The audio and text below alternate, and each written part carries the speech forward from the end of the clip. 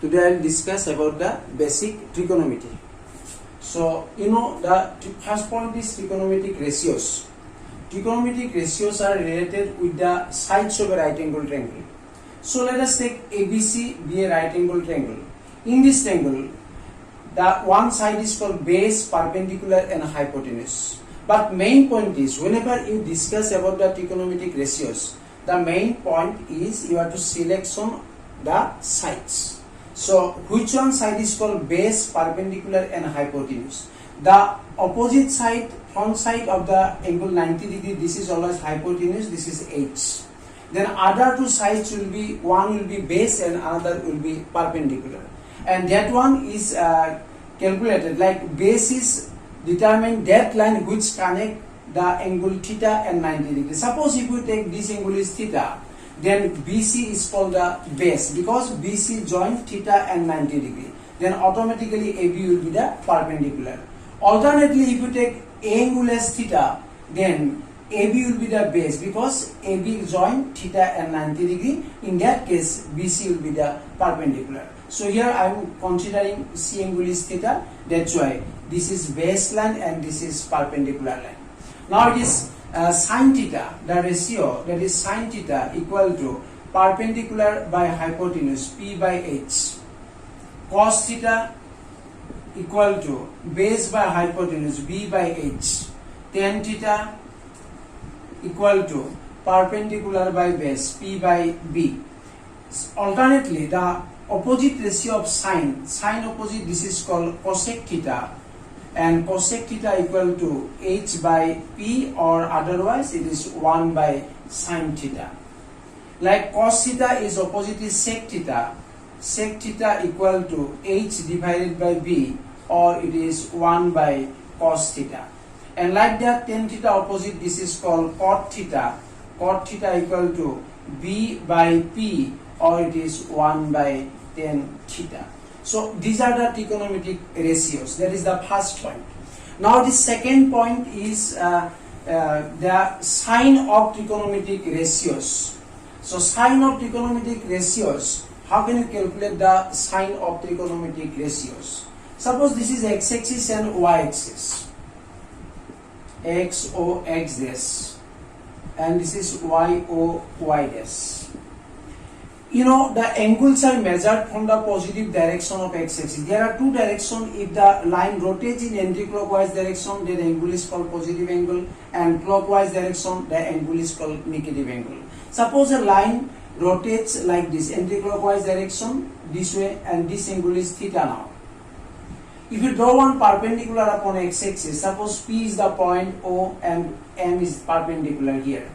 You see here, perpendicular PM, OM is base, OP is hypotenuse. All these three sides are positive because the P point lies in the first quadrant. Since all the sides are positive, that's why all trigonometric ratios will be positive. That's why I can write it is A. Suppose now the line lies in the second quadrant like this. This angle is theta, measured in anti-clockwise direction. Now this point P, 1 say, and this is suppose M1. This is perpendicular. Same way, this angle is 90 degree and OM1 is base and OP1 is hypotenuse, P1, M1 is perpendicular. Since the P1 point is lying in the second quadrant, and in the second quadrant, that's why OM1, this is the base, it is negative, and the perpendicular PM1, and perpendicular and hypotenuse relation is sin theta. That's why in the second quadrant, sin will be positive and all other ratios will be negative because other ratios are related with base and hypotenuse and base and perpendicular. So only sin will be positive. That's why this is S. Like that, suppose the line lies in the third quadrant like this. It is suppose P2, M2, and this angle is theta. Now, then you see the point P2 lies in the third quadrant, and since it is third quadrant, that's why OM2, this is base, and this will be negative. M2, P2, that is also negative because y-axis negative direction. So base and perpendicular both are negative. And tan theta, which is perpendicular by base, negative by negative, that will be positive, and then all other ratios except tan theta and its opposite will be negative. So that's why in the third quadrant T is called positive. Like that, if the line lies in the fourth quadrant like this, suppose this is point P3 and perpendicular, this is suppose M3. In that case, you see this angle is theta now, measured in anti-clockwise direction. Now here also you see the point P3 lies in the fourth quadrant, and since it is fourth quadrant, that's why M3, this is positive, and M3 P3, which is the perpendicular, this is negative. So here only you see base is positive and base and hypotenuse are positive, that's why base by hypotenuse cos. So here in the fourth quadrant cos is positive, and automatically other ratios will be negative. And combining all this, we have it is ASTC, which is shortly called ASTC rule. All sine, tan, cos. According to the quadrant, in the first quadrant all positive, second quadrant sine positive, third quadrant tan positive, and fourth quadrant cos positive. So that is called the ASTC rule, or it is the sign of trigonometric ratios. Okay. Next, third point you see, which is it is trigonometric ratios of negative angles. Suppose this is x-axis and y-axis, and negative angles means the line must rotate in clockwise direction like this, and you see here in this direction it is minus theta, and suppose P and M is perpendicular, and here in the fourth quadrant P point lies, that's why OM, this is base is positive, MP, this is perpendicular, this is negative, and hypotenuse is always positive, and base and hypotenuse positive by positive, that's why here it is cos positive, and all other ratios will be negative except the opposite of cos, which is called sec. That's why we can conclude that sine minus theta, if it is sine minus theta, that will be minus sine theta. If it is cos minus theta, this will be cos theta. If it is tan minus theta, that will be minus tan theta. And similarly, its opposite ratios are cosec minus theta, that will be minus cosec theta. Sec minus theta, it will be sec theta.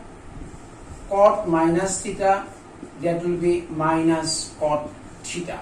So this is called sign of trigonometric ratios in negative angles. So whenever angle is negative, remember except cos, all other ratios will be negative.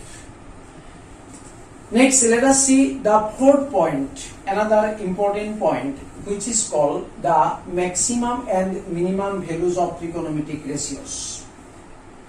You know the standard angles, we consider it is 0 degree, 30 degree, 45 degree, 60 degree, and 90 degree. These are called the standard angle. And you have to remember the values to calculate how much it is sine 0 degree, sine 30 degree, like that. For that one, you can remember one rule. If you start from 0 by 4 under root, 0 by 4 means 0, 1 by 4, root over 1 by 4, which is half, root over 2 by 4, 2 and 4 cancel 2, it is 1 by root 2, root over 3 by 4, which is called root 3 by 2, and root over 4 by 4, ultimately 1. Now if you start from top to bottom, this will be the value for sine 0 degree. This will be for sine 30 degree. Next it is sine 45 degree, sine 60 degree, and this is sine 90 degree. These are the values. Similarly, if you start from bottom to top alternately, this will be the value for cos 0 degree, and that is cos 30 degree. This is cos 45 degree. This is for cos 60 degree, and that is for cos 90 degree. So these are the values of standard angles of different trigonometric ratios. you can remember, if you remember this rule, you can find out the values. And also you know, whenever you know the sine and cos, automatically tan theta, another result for relation for sine and cos, which is sine theta divided by cos theta. So if you know the sine 30, cos 30, automatically you can calculate tan 30. Okay, so these are the standard values. So after knowing this, we can calculate maximum and minimum values of different trigonometric ratios. Like you see, for that one, suppose x-axis and y-axis are drawn.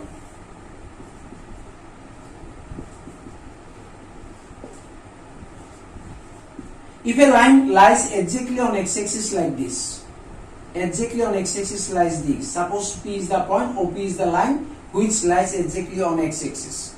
Then automatically the angle made by the line OP with x-axis is 0. I mean at this point angle is 0, and you know just we have it is sine 0 equal to 0. If it is sine 0 equal to 0, I mean at this point 0, then the opposite point, if you rotate the line in halfway up to this, suppose the P point goes to P dash, and to rotate the line here, we have rotated theta equal to 180 degree. I mean at this point automatically sine 180 degree equal to also 0, because this is the opposite of P point. P dash is just opposite of P. Like that, if you rotate the line up to this way, suppose here it is up to y-axis at this point, it is suppose Q, and rotation is takes place 90 degree, and we know at this point it is sine 90. Sine 90 equal to 1. Then if you rotate again up to this way, that is the Q dash, and if you rotate up to this way, here you see, then it will be 270 degree, and Q dash is just opposite of Q point. That's why here it is sine 270 will be minus 1, because this is the opposite point of Q. And same way, if you rotate again the line up to P point, you arrive at the P point, but the total rotation takes place 360 degree. That's why sine 360 degree will be also equal to 0.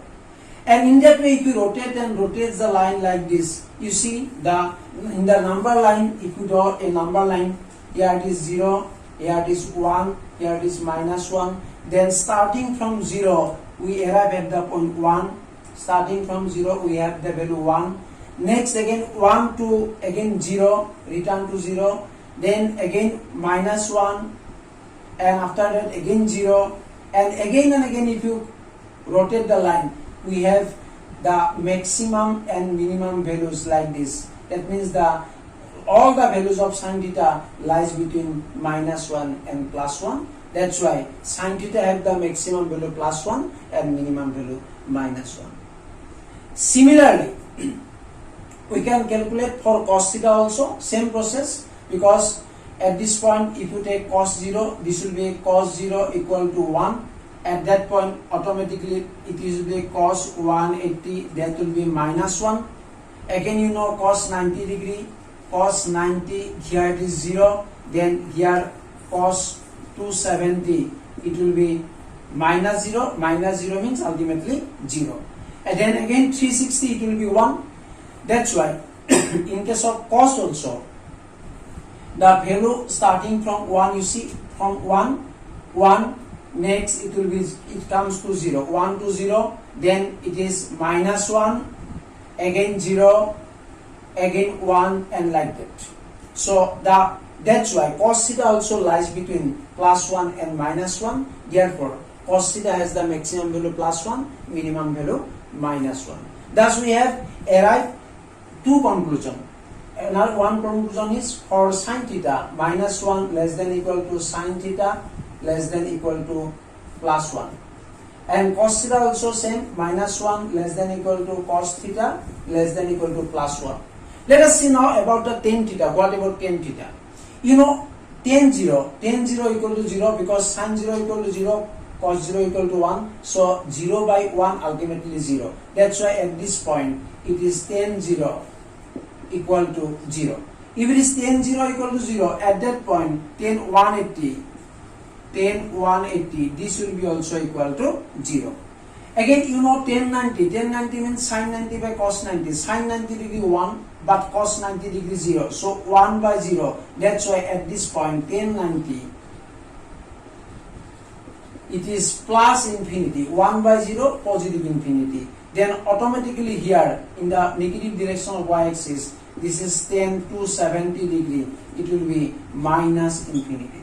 Thus we have tan 0 equal to 0, tan 90 equal to plus infinity, tan 180 equal to 0, again tan 270 equal to minus infinity. Hence, if you observe this number line, here it is plus infinity and here it is minus infinity. So in case of tan, you see, you starting from 0, 0 to plus infinity, 0 to plus infinity, again infinity to 0, infinity to 0, then again goes to, it is 0 to minus infinity towards left side, again minus infinity to 0.